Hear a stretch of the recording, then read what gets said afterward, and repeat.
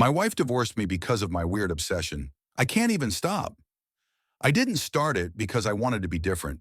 I started because it felt correct. The first time, I was 6, lying on my stomach in a public park while my parents argued on a bench behind me. I remember pulling a blade out of the soil, rubbing it between my fingers, smelling that sharp green scent that feels colder than air. I put it in my mouth without thinking. It tasted like bitterness and rain, like something unfinished. I didn't swallow it, I chewed. Slowly. My chest loosened. The arguing faded. The world narrowed into something manageable. I learned early not to tell anyone. As an adult, the habit evolved. I didn't just eat any grass, I became selective, seasonal, observant. Park grass was different from roadside grass. Cemetery grass tasted quiet. Schoolyard grass tasted anxious. Freshly cut grass was useless. Dead, like reheated food. My wife Laura met me when I was 29. She liked that I walked barefoot whenever possible. She said it made me grounded. If only she knew how literal that was. I hid it well. I brushed my teeth obsessively. I kept mints in every pocket. When the urge came, I told myself it was just stress, that everyone has something strange they do alone. But grass isn't like cigarettes or porn or secret credit cards. It calls to you. When work overwhelmed me, I'd stop at a park on the way home.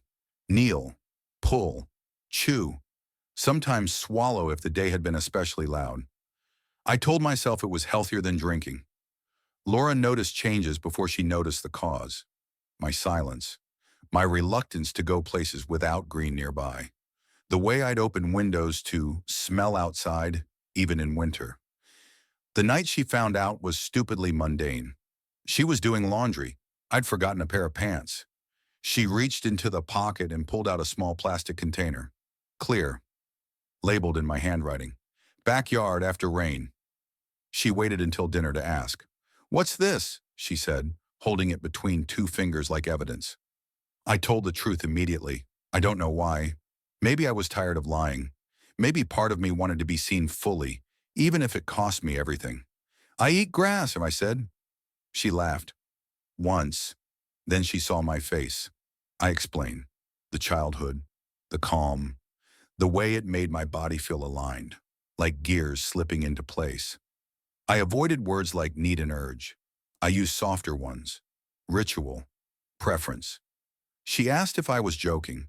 She asked if it was a phase. She asked if I needed help. When I told her I'd never stopped, not even during our honeymoon, something in her expression shut down. She didn't yell. She Googled. Parasites, mental disorders, pica, obsessive behavior, contamination, disease. She started watching me eat.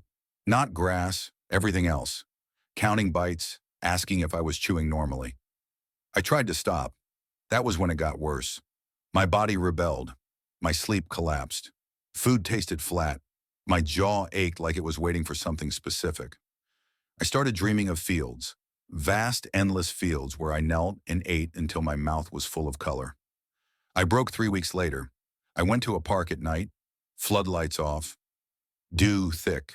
I didn't bother with a container. I tore handfuls, chewed like I was starving. I cried with my mouth full. Laura followed me. She didn't come close. She stood at a distance, arms wrapped around herself, watching her husband crouched in the dirt like an animal that had learned how to wear clothes. The divorce was quick. She said she couldn't unsee it. She said she didn't know what else I was capable of. She said she didn't want children raised by someone who ate the ground to feel okay. I didn't argue. Now I live alone near a large park. I know the maintenance schedule. I know which areas are treated and which are left alone. I avoid chemicals. I avoid attention. Sometimes I wonder if I'm sick. Sometimes I wonder if I'm just honest in a way most people can't afford to be. Grass doesn't lie, it doesn't perform. It grows where it can, takes what it needs, and returns to the soil without drama.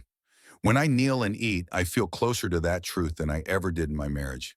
People ask if I miss her. I do, but not enough to stop.